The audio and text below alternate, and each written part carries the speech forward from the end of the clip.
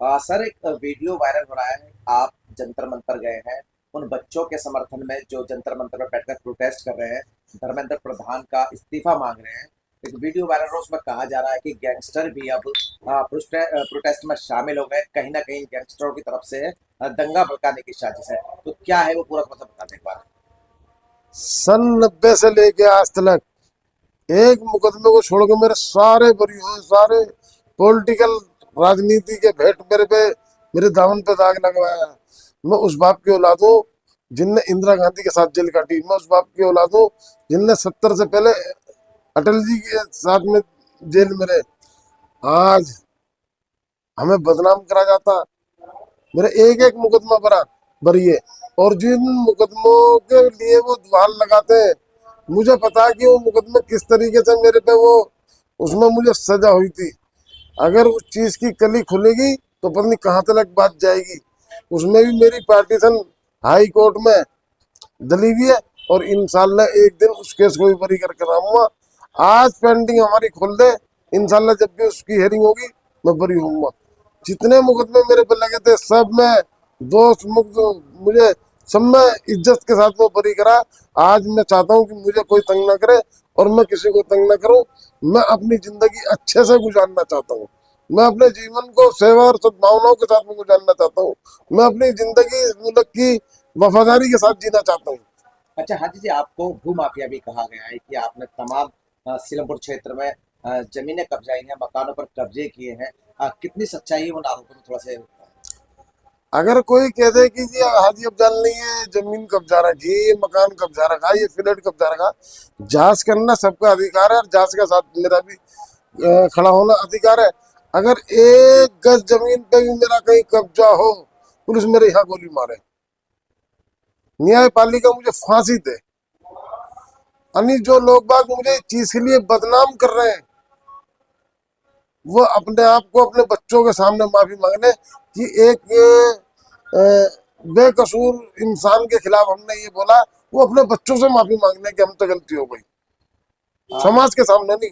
और मैं कहता हूँ कि अगर कहीं एक जमीन, एक गज, एक मकान, एक फ्लैट मेरी तरफ से, मैंने क्या मेरे परिवार ने कब्जा कर रखा, मेरे बच्चों ने कब्जा कर रखा, मैं हाथ जोड़ता हूँ, कान पकड़ता हूँ, आज ले लो।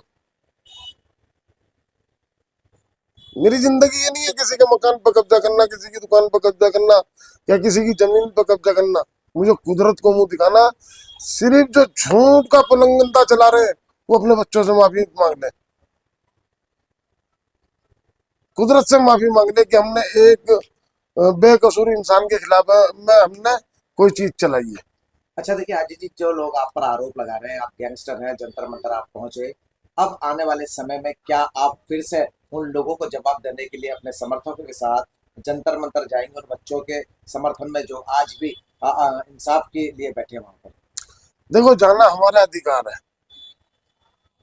जब हम अपने बच्चों के लिए खड़े होते हैं, वो भी तो इस देश के बच्चे हैं, वो भी तो इस देश के मूल निवासी हैं, वो भी तो इस देश के उजाला, कल को उजाले होने वाले।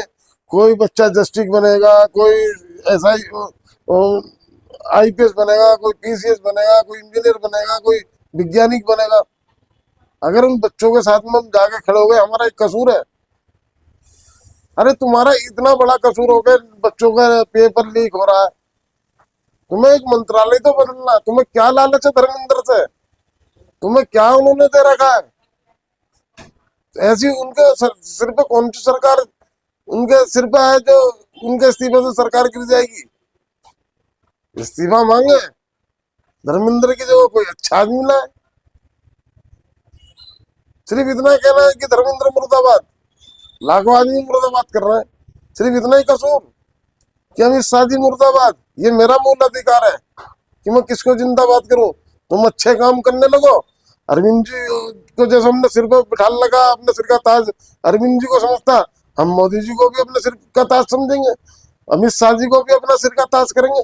अच्छा तो करो। तुमने कहीं 2 करोड़ लोगों को नौकरी मिल जाएंगी। उन 2 करोड़ लोगों के अंदर से ही तो ये बच्चे हैं जिनका जीवन से तुमने खिलवाड़ करा, जिनके पेपर लीक करा दिए। बेरोजगारी तो लोग बाग में खड़े हैं। अगर 2 करोड़ आदमी को हर साल तुम नौकरी देते तो एक साथ हमारा कोई नहीं होता, आपके हक में होता, हम भी आपके हक में होते। तुमने कही थी महंगाई को कंट्रोल करेंगे, तो 65 रुपए से लेके आज पेट्रोल देख लो कहां तक पहुंच गया, 100 कुछ पार कर गया। और वो भी जिसमें गन्ने का रस मिला हुआ है, वो पेट्रोल जिससे गाड़ियां खराब हो रही हैं।